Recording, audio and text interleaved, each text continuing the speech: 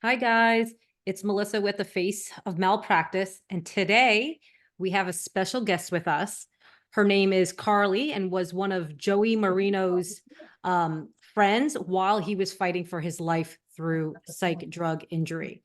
And so today we're going to be asking her some questions in regards to her relationship and what that journey was like for Joey and all of that. Okay.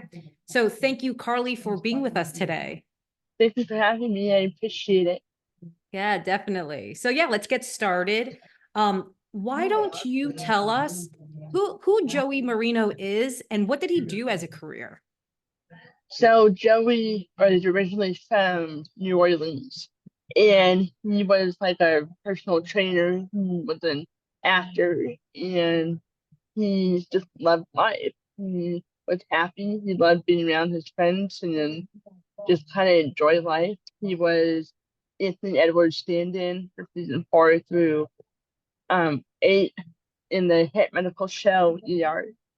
And from there, when Anthony left the show, he was the background orderly through the rest of the series. And he went off and done like Harry's Law and The Crazy Ones with Robin Williams and all the other stuff. And he just, loved life. He was a happy guy. He enjoyed just being around with his friends and in coffee shops and working out and stuff. Oh, thank you for sharing that, Carly. So why don't you tell us a bit about your relationship with Joey and what your relationship with Joey was during his health journey through psych drugs?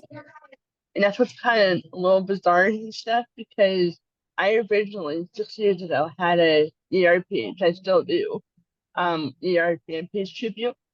And Joey was one of the few people that um followed and kind of stuck around and stuff, and we would talk here and there. And I didn't know anything that was going on until 4 years into the friendship, well, relationship friendship. And he told me when he left the hospital in Mississippi, coming to Los Angeles, what was going on. And so from there, I told him, I said, if you told me sooner, I would have helped you. I would have done something for you instead of asking you, hey, can you do an interview? Hey, can you do this and that? Like I didn't know what was happening. And so when he got to Los Angeles, that's when I started to help him. Wow. Wow. It's so interesting. We tend to hide what we're going through. We don't understand what we're going through, and we don't expect Mhm, other people to understand because the doctors don't mhm. understand. And it becomes this domino effect. So we don't even know where to go. And you didn't know that he was going through this. Mm-mm. He even told me, like, I feel so bad for always saying no, no, no. I'm like, I would have understood instead of just saying no all the time. But, and I understood. I didn't hold it against him. But, I do wish he would have said something a little sooner, you know? Totally. Even just like having more people in our circle sometimes and being able to do the research because Hmm. we don't tend to do the research. I think we're so busy fighting for our life. We're not thinking about let's go on to Google. Like that's not for some Yeah. reason our thought pattern. So that's unbelievable. So Yeah. why don't you tell us which psych drugs? It sounded like he had quite a journey over a time period. So why don't you tell us what that time period looked like? And generally, because I'm sure there may be a lot of drugs to remember, but generally, where did it start and where did it end? He started on Prozac, and from there, he had an instant reaction, and he Mm. felt suicidal and had anesthesia. And from there, the doctor pretty much started polydrugging him. He was bedridden since the very first medication, and he just couldn't really hold on. And he was on Klonopin, he was on trihexyphidol and carbazepine at the end of all this. And he was on tramadol and Xanax, um, um, carba, what else? Mm. Yeah, because there was a lot. There was like over 25 different medications. I didn't even realize that until after he had passed how many he was on. It was like between 25 and 32. different medications when he was alive. Not all at once. It was more throughout the 10 years that he was here. He also was on like trazodone, Seroquel, and like all a bunch of different stuff. When you say that, 10 years, 25 different psych drugs, and every single one of those psych drugs come with its own effects and syndromes, protracted injuries. Every single one of them. Yeah, they really do. And so the last two psych drugs that he got off of, was it a benzo and an antipsychotic? I'm not sure because I get kind of confused on which is which. I just know that he was on Klonopin, trihexyphenol, and carbazepine at the end. Like since March of last year to January of this year, he was on those three. Wow. And the doctors just would have him just stop one and start another? Pretty much, I don't know like his full on like what he did. He had a little bit of a like book he wrote about tapering, and I looked at it and did some, but I don't know like all to the extent. And I do know that certain times he was in a hospital, he did get cold turkey. I honestly, this is people's worst nightmares. And this like Yeah. Joey's story is not only Joey's story. Like Mm-mm. the reality is once you're put on one, it's game over. It's like all of a sudden you become collateral, you become property of the medical system, right? Because then they will do whatever they want to you at that point. And we allow it, unfortunately. Yeah. Because we And think that's what's they so know bizarre best. too. Yeah. And that's what's so bizarre because, people say, well, you could have said no, but, the thing is, his family, I'm not going to go into detail on that, but, they said, do not look up the side effects, you're likely to get them. And he listened to them and listened to the doctor, and he didn't realize he was, he could trust the people that was around him at the time. I love that you just said that because people like the fact there are people out there that are victim blaming, right? They say, oh, but you accepted the drug, you took it, you didn't. We trusted the doctor. We have been told to trust the doctor by society, by our parents, by everyone. And we're told, trust what they say. They know what's best. They know the effects. Also, and I was talking to my husband about this today. When you accept a drug and you hear if it's dependence or addiction, okay, even if that was something you heard when you were prescribed the drug, which in my case I wasn't, and I know most people they weren't, you don't imagine years and years of fighting for your life, tardive dyskinesia, dystonia, akathisia, DPDR, psychosis, hallucinations. This is not what you're thinking that could possibly ever come with the drug. So why don't you talk us through, if you happen to know, like, did Joey complain about these symptoms and the doctors just didn't believe him? Did they like gaslit him? Is this what happened? And his family. So everyone around him was saying, it's you're the problem? Not like every single person, but I know some people that knew him would say stuff like, it's just your brain that needs a new script. You just need to get on different medications and you do this and that. And Joey never felt suicidal in his life until he got on Prozac. Not one time. He felt anxiety and a little bit of depression when like the ER ended and this and that, but he never felt like he wanted to harm himself until he got on the medications. The crazy thing is, if these doctors just read the drug insert, I mean, there is a black box warning that literally highlights the suicidal ideation, that this is an actual effect of the drug and there is a high chance of that happening. And this could have been all prevented from that first drug. 100%, and I didn't know him back then, and I kind of wish I did, and I would have even helped him then, and that's something I felt bad about, and I told him that. I'm like, I wish I had known you in 2015 and not in 2000, 17 or 18 when I started the page. Yeah, and I hope you don't blame yourself for anything, or I know that it's so easy to wish that things played out different. Yeah. I feel like Joey was so lucky to have you as a friend. We lose so many people Thank through this you. journey. We lose our family, we lose our friends. So the people Hmm. that do stick around feels like Yeah. walking angels, you know? Thank you. Yeah, Yeah, definitely. and it was definitely hard times, like he was stubborn at times, but at the end of the day, um, we knew we just had to stick together. We did. We may have Woo. had disagreements here and there a little bit, but I'm at the sorry. end of the day, I at the end of apologize. the day, we just kind of, I apologize. I just had the light just fell onto my water, so I apologize about that. no Um, worries.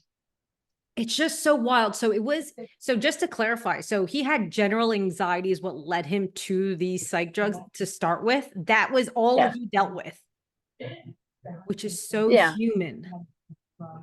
Yeah, and a lot of people that worked on ER, I tasked them and it said he would have straight up anxiety. He would not want to leave the Warner Brothers set. He didn't want to travel for new location to film.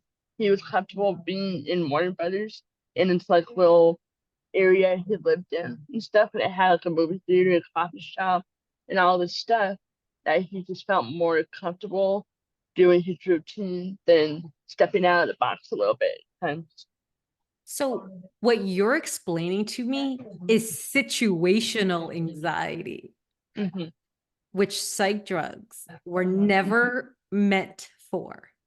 mm-mm, This is only getting worse.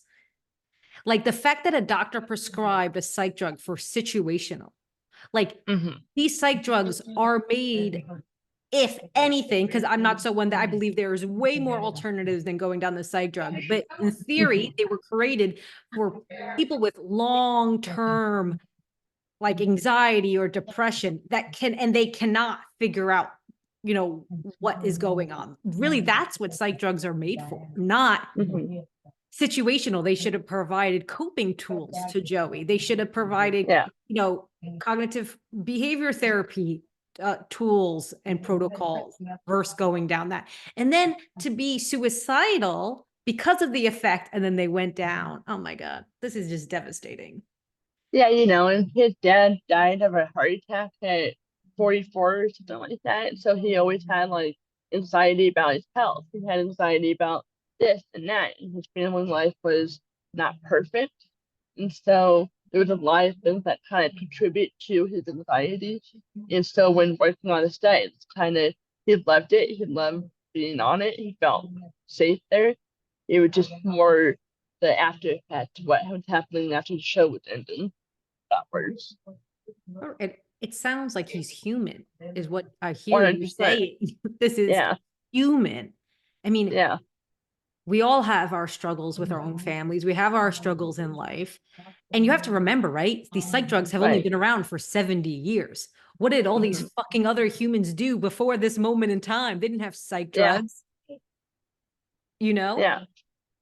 Um, And I don't blame him for doing what he did. I don't blame him for wanting to get help.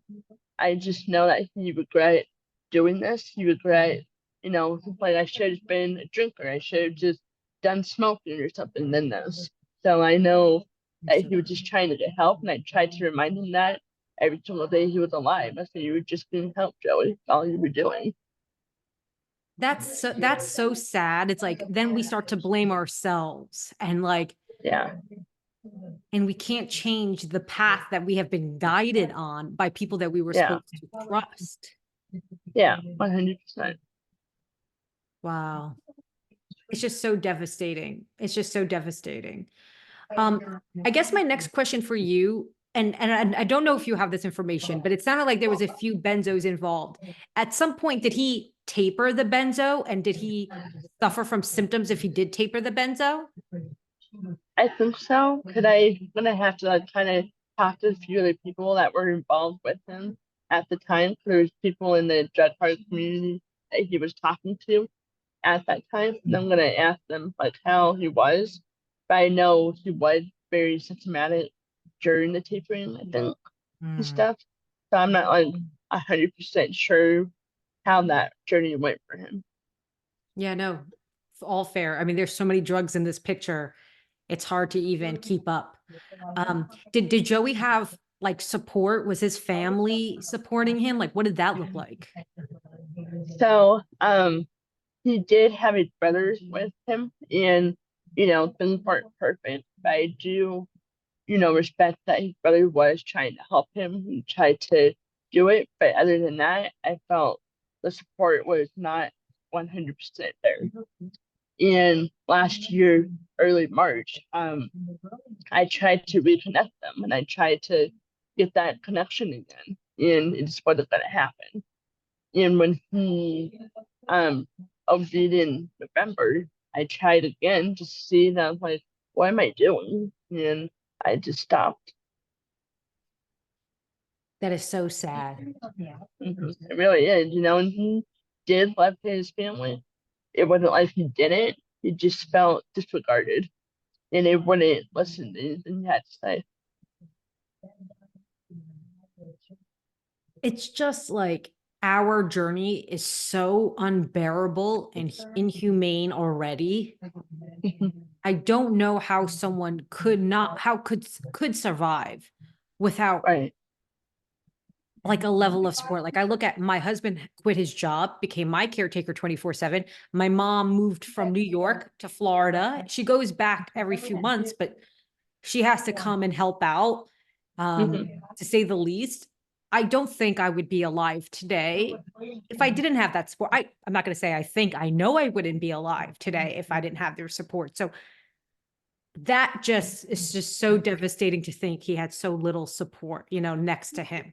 And his friends did, like there's a friend of his that he's known since he was 12, and I'm very grateful and appreciative of him because I feel he was more of a brother figure to Joey, and Mhm. he's still a part of all of this with me. I had to be the one to tell him what was going on the last 3 months Joey was alive. It was really hard for me to do, but I knew I had to tell him because I didn't want to talk to his family. And so I told him, and the blind people from ER that I talked to through all this. And the one of the things one of them said to me was, Joey would not be alive if it wasn't for you stepping in. And I believe it. For the last 2 years, he and I were close. We were really close, and I really tried to do all I could for him. Wow. And can I ask, like, his friends from the series ER, like, what were their thought on all of this? Like, did they come and visit? What did they think about seeing something like this? They were all devastated. They were all really sad, and sorry.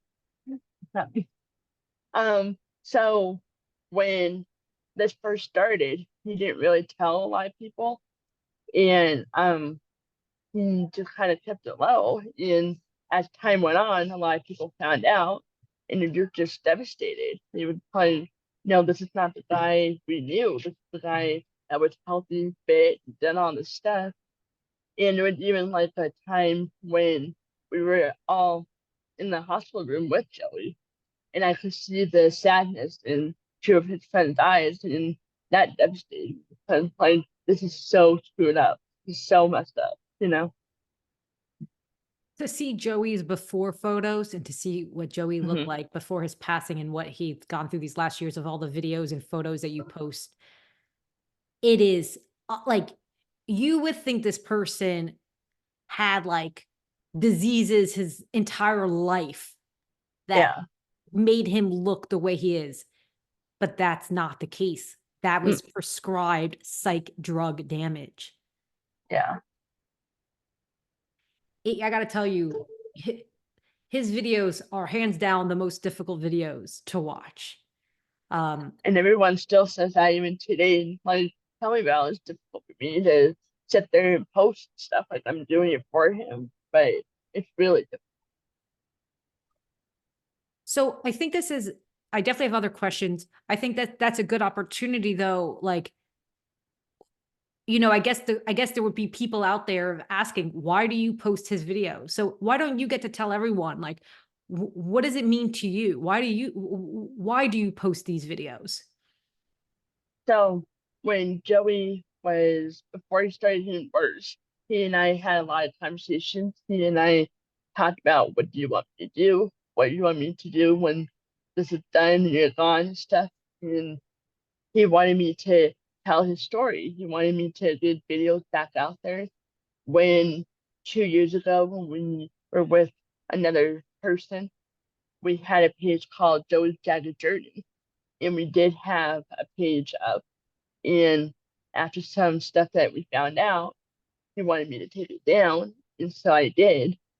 And so now that he's not here, he wanted me to tell a story and get like a movie or documentary made. And so I'm trying to get that process started, and I'm not in it for the money. I'm just in it to tell his story and to show that just because he was in Hollywood doesn't mean this is what caused it. Because he was struggling for years before he got to Hollywood. Yeah, it's interesting. People just think, oh, it's because you're a Hollywood star that comes with all of that. And it's like, we're all human. We all, Hmm. have challenges in our childhood. We could have challenges with our relationships with our parents. We can have Hmm. anxiety and all of these things. So I think a lot of people make a lot of assumptions. But I just want to make sure that you had a platform to share that because I think it's I important. appreciate it. Yeah, no, definitely. So I know that Joey passed away earlier this year. Could you speak to what caused his death? And yeah, exactly. And what that looked like or what you're able to share with us. So Joey, he was struggling for a long time and he wanted to taper. And so he started tapering last year. He started in October and he was going a little too fast. And I tried to tell him, slow down, don't go so fast, and all this stuff. Because I know that he wanted to get off of this and I wanted him off of it, and all of his friends wanted him off of it.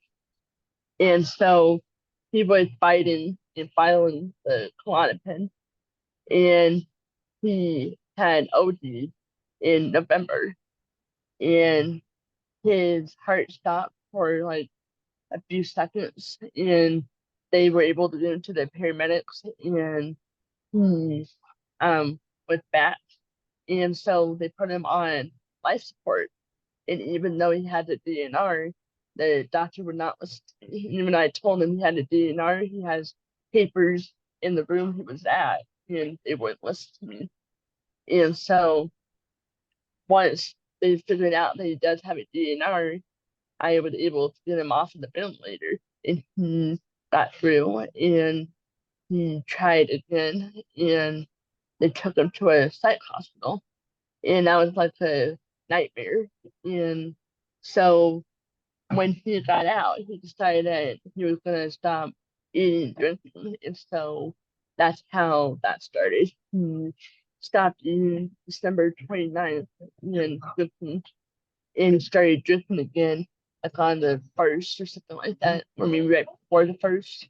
And so from there, he drank the stuff because he was gonna see a friend that he and I are friends with, and so he started eating and drinking again, and it got way worse. He was experiencing more severe movements than he had in a long time and stuff. And that's when he decided to just fully stop eating and drinking. So it is clear that he died from the effects of the drugs. And so like it is the psych drugs that have killed him. Yes. That is just so devastating.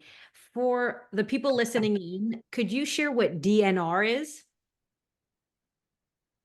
DNR is do not resuscitate. And so we had that in paper and stuff when we had my power of attorney papers, and we had a friend of his and mine that worked on ER as well. And it said clearly on the paper, DNR, do not resuscitate. I do not want life-saving measures. And he had the papers in the room in the place he was living in, and the paramedics didn't listen. They didn't want to take it.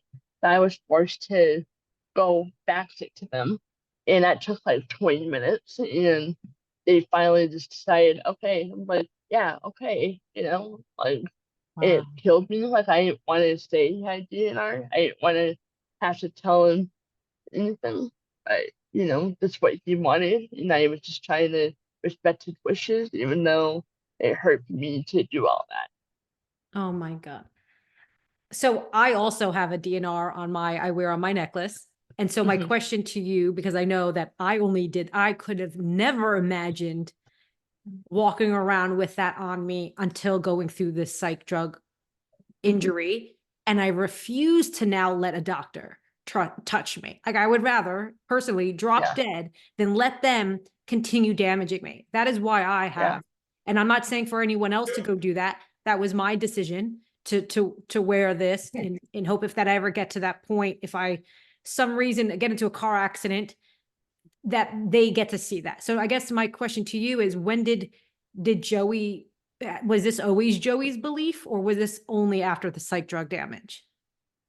after the site damage. And he even too was trying to get DBS surgery, deep brain stimulation.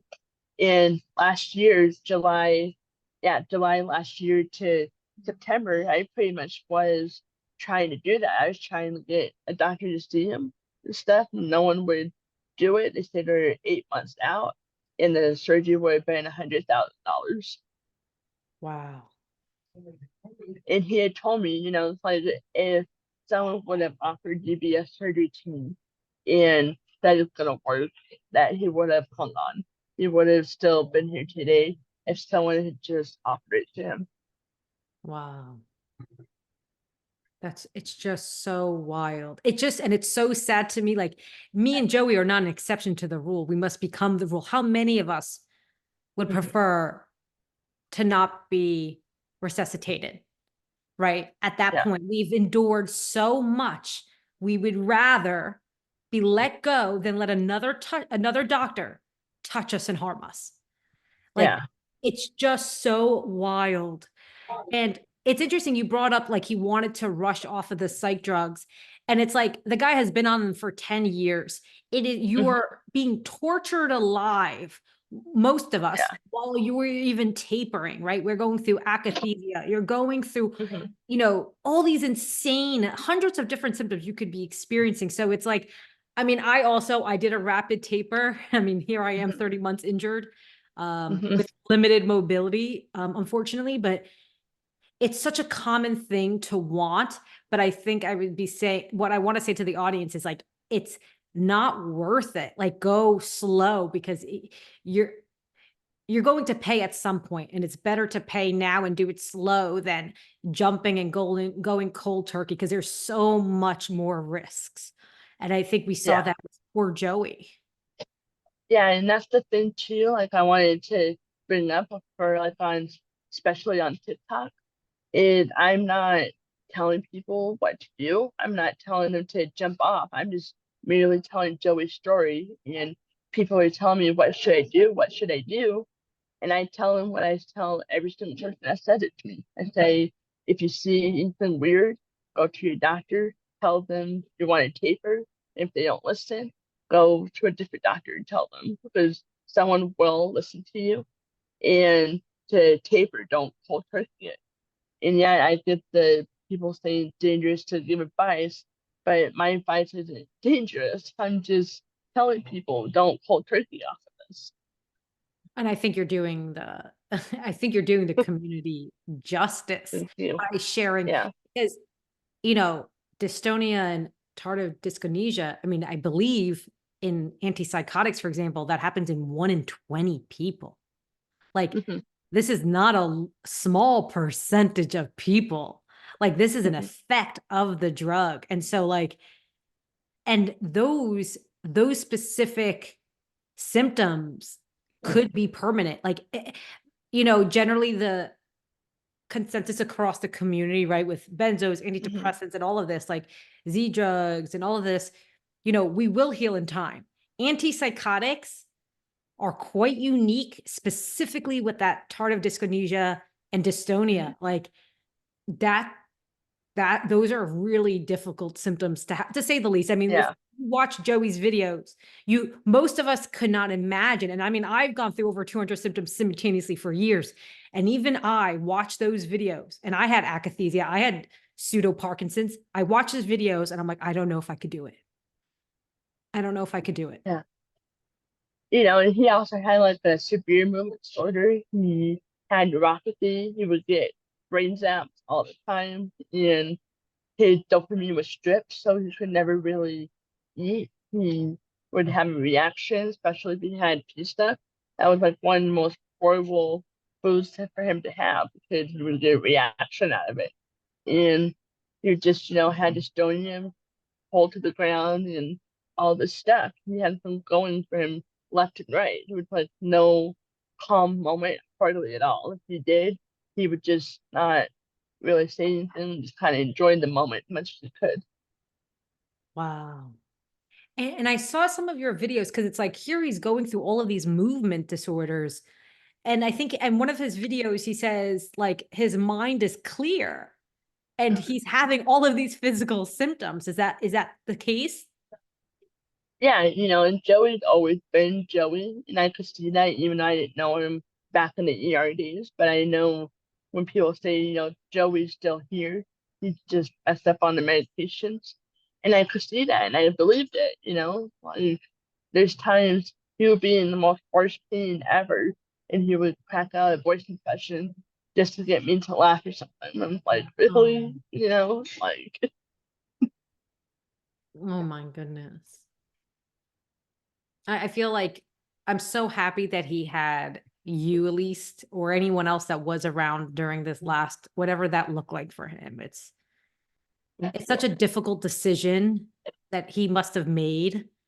And I think so many of us know, not all of us get, dyskinesia and dystonia. It is a common symptom, unfortunately, when going through antipsychotics, even antidepressants. All psych drugs can cause these symptoms. Antipsychotics happen to cause them the most, I would say. Um, it's just like to see what he has endured.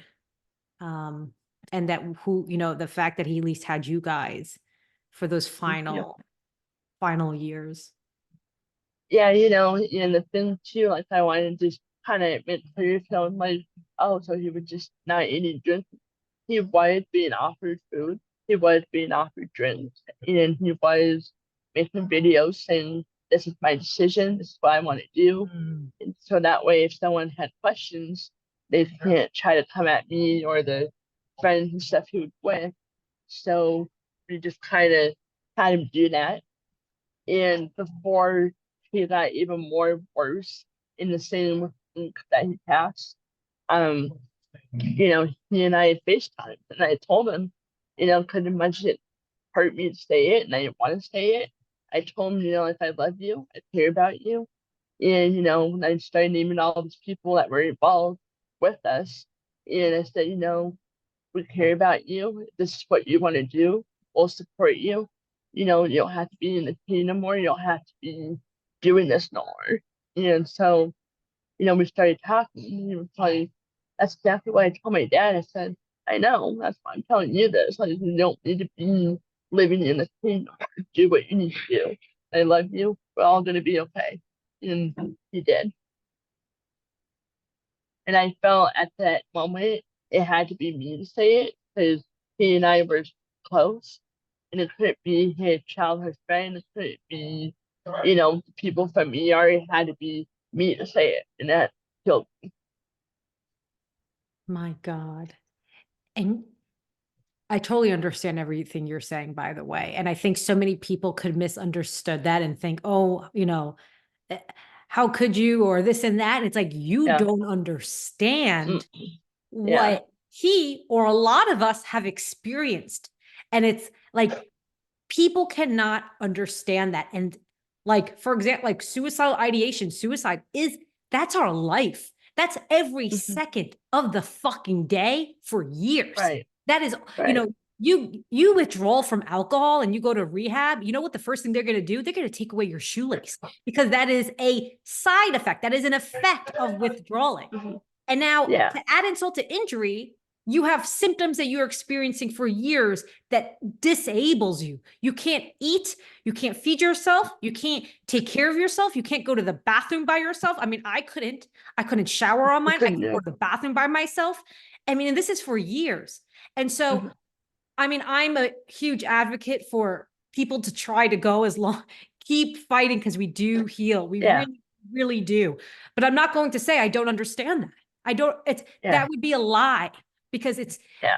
look what he has endured. The videos you post, most people could never even imagine surviving that for a week. Mm-mm. You know, and I was with him a lot of times in person. We lived 400 miles apart from each other. And so I'd go visit him often. And there was a time we were at this restaurant that's really highly known in Bourbon and stuff. And people all around us were staring at us, judging me, saying, you know, whatever stuff. And so, you know, like, you don't know what he's going through. I'm not doing nothing. And we went to the ER, and one of the people was like, be patient. And when Joey was all over the place and I was, you know, scared and a little afraid and stuff. And I looked at the guy like, you don't know what he's going through. You don't know what I'm going through. You know, like to tell someone to be patient when you don't know the story and what's going on was bizarre. It's like you are the people that caused this. You do Yeah, it was realize like, we're here because of you, essentially, right? yeah, you know, and I was actually kind of hungry that day and stuff. I was like, you be patient. Yeah, no, I can only imagine. People don't realize. And then the worst is that it's a medically induced illness that we cannot get help for by the people that caused it. And that's what Right. makes this so much more devastating. Yeah, it really is. You know, we actually went to a neurologist back in July too, when I was there with him. And that woman didn't know anything about content. She looked at Joey like, I kind of looked this up, you know. And so Joey and I were in the room. We were like sitting like here we were, and here she was. And so she just like 10 minutes of looking at her computer, and Joey and I looked at each other like, what the hell are we at? Like, where are we? Like, what? You know? It It's, was and like you know why? bizarre. He probably went in, was using words like akathisia, I have this dystonia, I have, and so it's like, oh shit, all of a sudden she's like, Yeah. but if it was someone like I have anxiety, depression, panic attacks, which are very common effects from these Yeah. drugs, oh, Hmm. here's a solution, psych drugs. But all of a sudden, because Joey's educated and using terminology that she's just like, oh shit, he knows what he's talking about. Now Yeah. I need to do my research so I don't look like an idiot. Yeah. You know, and before that, it was March of last year when me and a friend that lives in another state flew in to sign papers with us. And the doctor was in the room with all of us. And she looked at Joey and said, I want to do a lumbar test on you. I want to see what's going on with you. And she's like, it's just all in your head. And I looked at Joey like, can I say something? And he would not let me do it. And when she left, I'm like, you should have let me return a new one for that one. And she didn't do a lumber test. I told him, I said, you're not doing a lumber test. I had the most dangerous thing. She didn't even know what the hell she's talking about. And he never did. This is just it. And let me tell you, like, this doesn't just only happen to Joey. Imagine this happens to every single one of us. I had someone in the ER tell me, did you make up your illness? I mean, that's it. I write about that in my book, how that ended Yeah. out, but I'll leave it for that story. But it it's like we're going through literally like there is no illness in the world that takes away your body, your mind, and your spirit. Mhm. All three. Right. MS doesn't do that. Lou Gehrig's doesn't do it because you have your mind still, right? Mhm. You have your Right. spirit in there. Yes, you may go through depression because of it. You may be miserable. I have no doubt these are horrific illnesses. Yet there is no illness like psych drug injury. There just isn't. Yeah. There isn't. Yeah. It really isn't, and even too, people would say, and there was a lot of things that happened the year before I took over and stuff, and that's gonna be like down the road, but there was just so much stuff that Joey's gone through the last 2 years that it's like a horror film type feel. Oh, I have no doubt. I've gone through my own horror film. I understand that. And people can't imagine it. Like people probably don't even believe. I mean, I can only imagine people on TikTok don't even believe that it's They because of don't. Psych. So crazy. And two, they'll say, oh, it's fake or he's acting. One time I said, yep, you're right. He's totally acting. Like, he's actually down the street from me right now. And I've been crying about nothing the last 5 months. So you're right. Like, come on, you know? People need to get a day job. TikTokers, get a day job. Like we really need to help you guys. There is a specific, I hate this. There is a specific IQ level that comes with some of these people. Not all, but some. And it's like, it is real rough out there. And so we really do. And I say this, because I also need to not allow these people get the best of, like, we have such a mission, and it's about Mhm, educating the masses, and it's showing the masses, because mhm. educating and showing are two different things. And I think Yeah. they go really well together, but you kind of need both. And I think this is exactly what you're doing on your platform. Yeah. So, Yeah, no, it's please. so like, so last year when Joey and I took over and stuff, and the friend of ours, so the year before that, the person he was with would like say stuff of, no one from ER cared about you and stuff like that to him. And so when I took over, I had about 5 people come in and say, we're here for you, we're gonna help you. And I am 100% grateful for them. And for them, I had to be the one to tell them, hey, this happened. Now I'm taking over. Can you please help me with this? And they did. And I'm forever grateful and appreciative of Mm. them for that. And I'm still close with all of them even today. Kind of brought us even more closer. Oh, well, shout out to those people. Thank you so much for helping. I mean, I know you will 100%. never forget them, and I know Joey won't forget them. He sees on the other side. Yeah, definitely.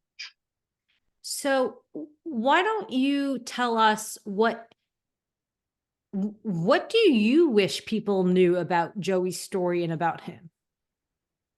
That he wasn't acting, that you know, not fake, that he loved life. He wanted to be back on that sound stage. He wanted to be back in his gym working out. He didn't want this to be his story. He didn't want this to be something he's remembered by. He wanted his life back. And he fought very hard for that in the last 10 years.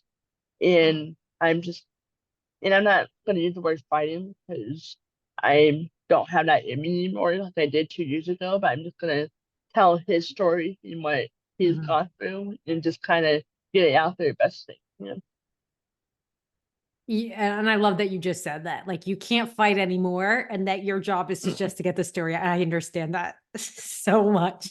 Because so many people will come to me, I got this, I got this. I'm like, I can't do it. Like I feel bad.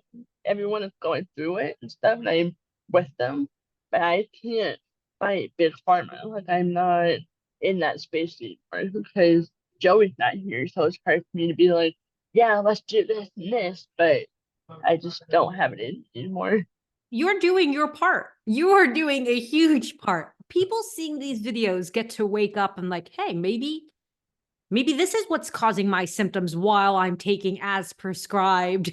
Like Yeah, maybe, oh my gosh, I got off these drugs and I'm having all these crazy symptoms. Maybe that's what's happening to me. That's what your videos do. They educate, they show people the possibilities and the effects of these drugs, and it can give them a lot of answers. I mean, I'm with you yeah, as well. Like I have a lot of people reach out and asking for help, and I'm like, I I need to help myself, but here are resources. Like first off, I'm not yeah. qualified to help anyone taper. I get that a lot. Like people want me to help taper, and I'm like, I am not an MD, I'm not a doctor, I'm not a Mm-mm. physician, so I cannot help you with that. Here are resources, here are doctors, here are books, here are resources that can help you with that. Yeah, And I think that is the best thing in my case that I can do. Like I can't help you with yeah. otherwise. Outside of that, it's just education, like yourself, what you're doing.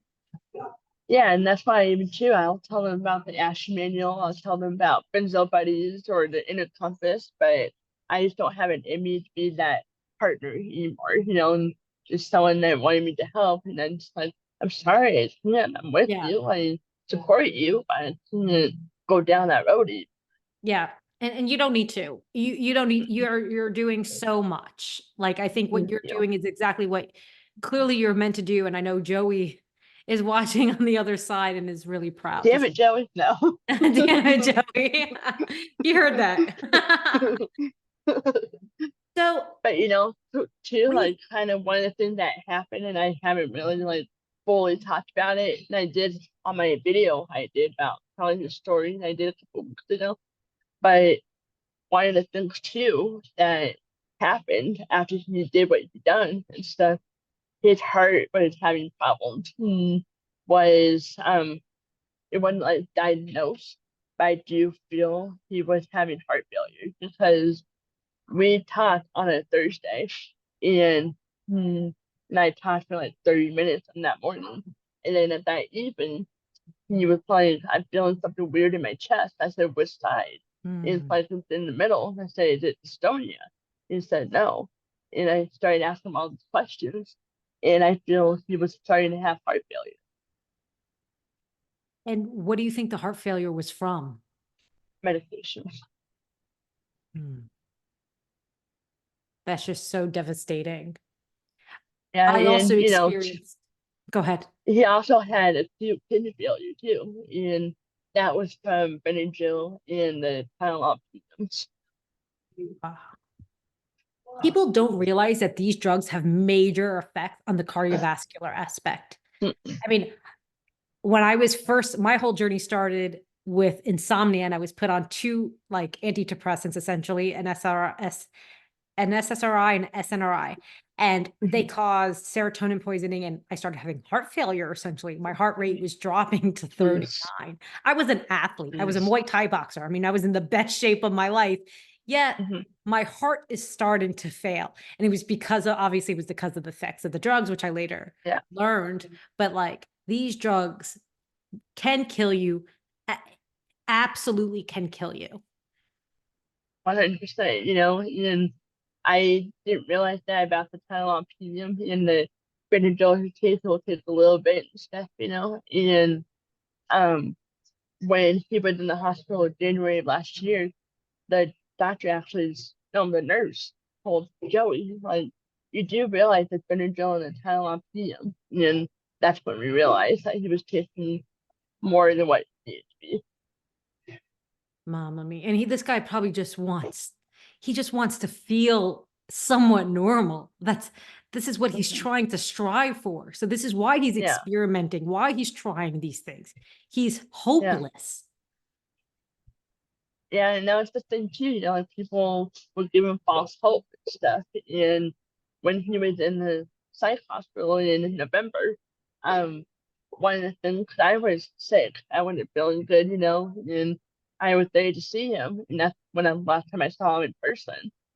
And the day that I was leaving, the doctor calls me, and he's like, "Hi, so Joe told me I could talk to you." I said, "Okay." And he didn't have no interest in talking to me before, but all of a sudden he wanted to have a conversation with me. And he was like, I know Joey is going through this, and I know he had a lot happening and stuff, but I feel like he's milking this. I said, what is that supposed to mean?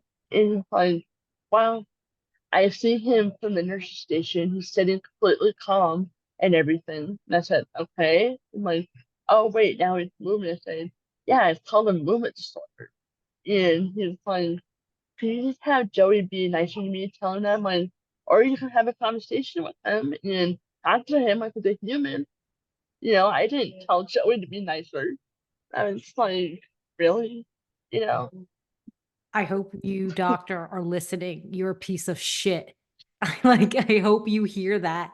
Like, to what Joey has endured, what any of us have endured going through psych drug damage, and to suggest that he's milking it, you think that someone would rather be in that position Bedridden. and be in a hospital for what?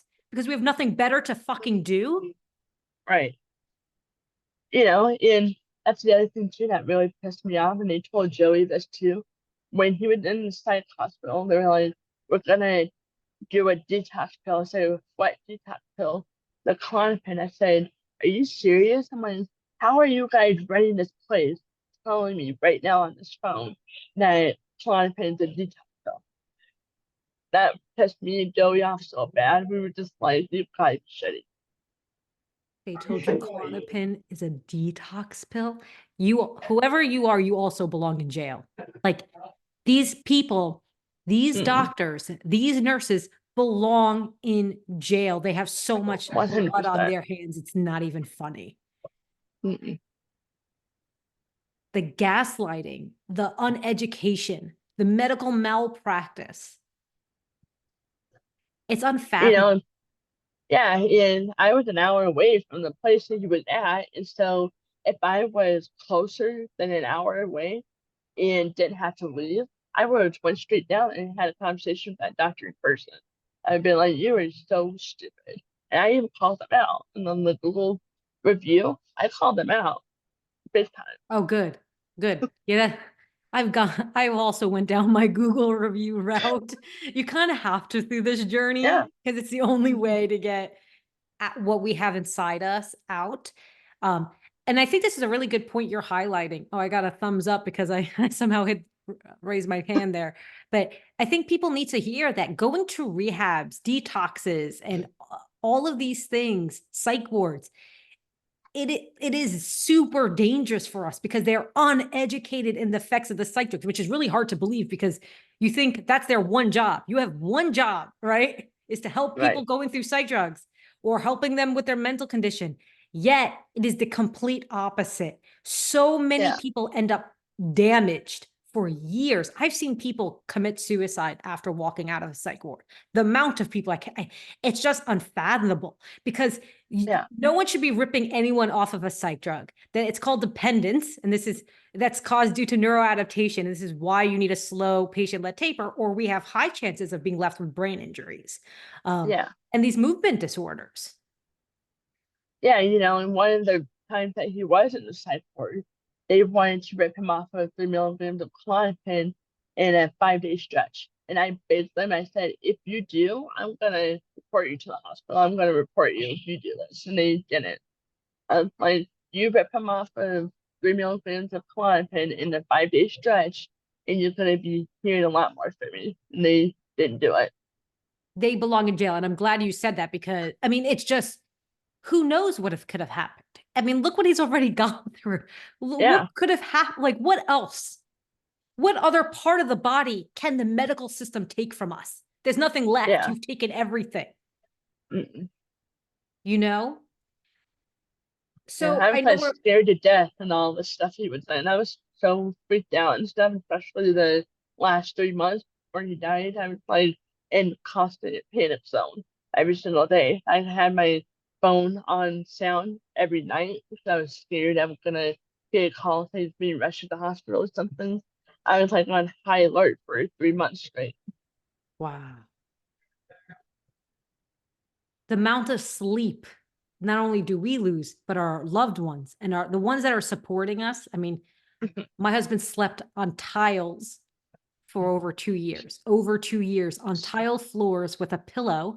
I mean, and he developed illnesses himself. He was so much stress, as you're explaining, it's so much high stress that you end up deteriorating. And my husband ended up developing a lot of different things because of the stress of this. Like it doesn't only just affect us, it affects the people around us and it affects Yeah, generations of our family. yeah. You know, and I tried telling that to his sister. I said, "I know that he could be stubborn at times, and I know it's difficult, but I stayed with him, you know, and he was very afraid of it. He was afraid he was going to be abandoned over and over. He Yes. was abandoned in the past. And so I tried telling that to people. Like, even though Yes. he and I were bicker, I would never fully leave because I know how that feels to be feeling like you're going to be abandoned." That's a symptom. Agoraphobia, Mhm. monophobia, all of these, that's, it's an actual effect of the drug. And so Right. this, I understand that super well. Anyone going through this journey to our severity would understand that. It's the outside world, unfortunately, that Yeah. doesn't understand it. Until like I'm starting to feel like going all over the place and stuff. But even before the psych hospital, he was in the hospital that he and I had been to together. And the doctor claims she saw Joey and I before and stuff. And she's like, "Don't worry, I'll keep you informed, blah blah blah and stuff." And that never happened. And I never knew what was going on. And so when they were transferring him to the psych hospital, they were like, Joey did not want someone to know what's going on or where he's going and stuff. And I stayed on the phone with him. I said, damn well he never said that. Like, he's telling me where he's going and what's happening. And 30 minutes later, they finally broke down and told me. And I was like, but that's so hard, you know? Like, This is, they were it's trying to just, gaslight me and try to put him under the radar so they could make it like he didn't want no one to know. I said, if he did see this, I know who we were talking about. It wasn't me. the medical system captures us. They steal our mind, body, and soul, and they control us. Once we Yeah, give it to them, that's it. I mean, it's unless you find the reverence and you find that within you to take back that control, we become a victim of the medical system. yeah, You yeah. know, In that same hospital when he was in Torrance, that's the psych hospital today. I went to the that tried to gaslight me, and they wouldn't let me talk to the doctor at all. And I said, "How in the hell can you guys be okay with having him having his heart stop and not telling me a damn thing about this? You guys all knew I was power of attorney, and I was helping him. You didn't say one word." And I walked out. well, good for you. It's like, when do they learn, Yeah, But okay, Carly, why don't you sorry. tell, no, please, no, it's been such a pleasure. But start to wrap things up, why don't you tell us where we can find you and your social media pages?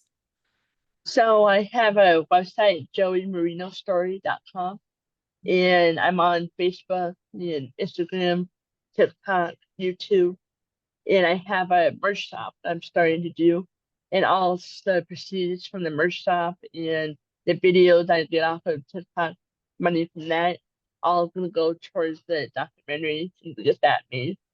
And so I'm just kind of doing that, trying to get a script together and try to um put the pieces of the puzzle together and stuff. And I'm actually having a friend of his helping me a lot through this and stuff and guiding me, saying, like, yeah, this is what happened. And I'm really appreciative of that because Joey didn't really tell me a lot, even though he and I talked every day.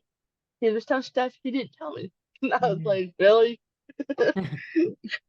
And why don't you share what your handle is on your social media? What's the handle? Well, on TikTok, it's in memory of Joey Marino, which is bizarre if people still say stuff all the time. But Joey Marino story on TikTok as well. I have a backup page in Facebook, Instagram, and YouTube. Awesome. Awesome. Well, Carly, thank you so much for sharing Joey's story and being so vulnerable today. And Thank you. I want to make sure it's clear. Thank you again for being an advocate in our community. Joey Thank would you. be so proud of the work you're doing for him and for all of us. Thank you. And I also have an article in Mad in America that I wrote about Joey's life, and I had actually wrote that a few days after we spread his ashes. And I actually had over 11,000 views, and I'm really appreciative of every single person that looked at it. Well, that was a nice message to your followers as well. Carly, thank you so much. Okay. Thank you. Okay. All right. Bye.